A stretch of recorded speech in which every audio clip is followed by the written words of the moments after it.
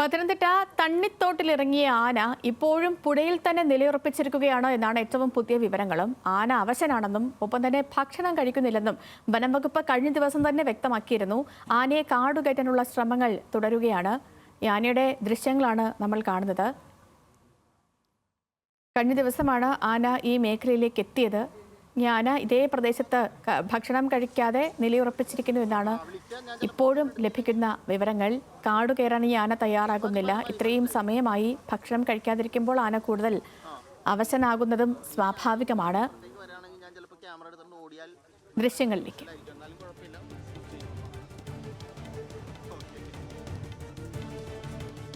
ശ്രീരാജ് ഉണ്ട് വിവരങ്ങളുമായി. ശ്രീരാജ്, ഈ ആനയെ കാടുകയറ്റാനുള്ള ശ്രമങ്ങൾ തുടങ്ങിയിട്ടുണ്ടോ? ആന ഭക്ഷണം കഴിക്കാൻ തയ്യാറാകുന്നുണ്ടോ?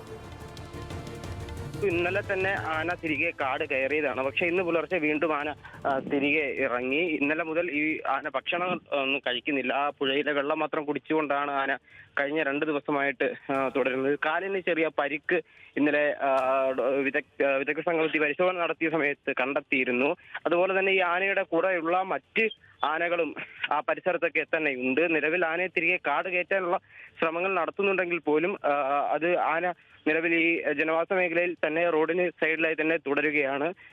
നിലവിൽ ആനയ്ക്ക് മറ്റ് പ്രശ്നങ്ങളൊന്നും ഉള്ളതായി ഈ ഡോക്ടർമാർ പറയുന്നില്ല. കാലിന് ചെറിയ പരിക്കുണ്ട്. പക്ഷേ ഈ ആനയെ കൂടുതൽ പരിശോധന നടത്തേണ്ടിയിരിക്കുന്നു എന്നാണ് ഡോക്ടർമാർ നിലവിൽ അറിയിക്കുന്നത്. സേതു, ശരി ശ്രീരാജ്.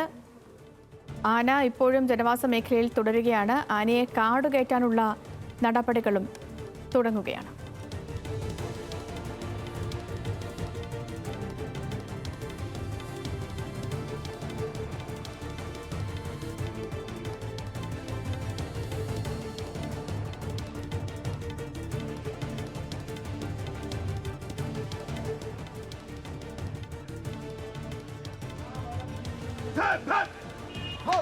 കൈയടിക്കല്ലേ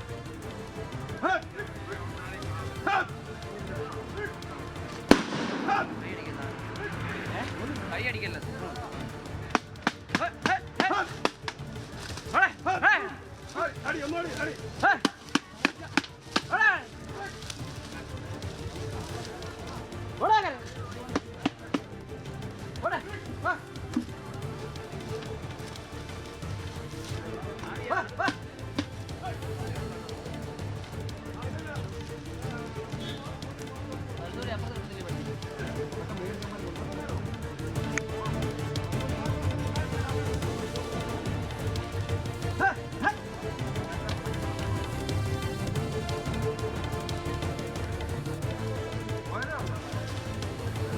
പത്തനംതിട്ട തണ്ണിത്തോട്ടിലിറങ്ങിയ ആന ഇപ്പോൾ മറ്റൊരു ആന കൂടി ആ ആനയ്ക്കൊപ്പം എത്തിയിട്ടുണ്ട്. ഈ 2 ആനകളെയും കാട് കയറ്റാനുള്ള ശ്രമമാണ് അവിടെ നടക്കുന്നത്. പടക്കം പൊട്ടിച്ചും മറ്റും ആനകളെ കാടുകയറ്റാനുള്ള ശ്രമമാണ് അവിടെ നടക്കുന്നത്.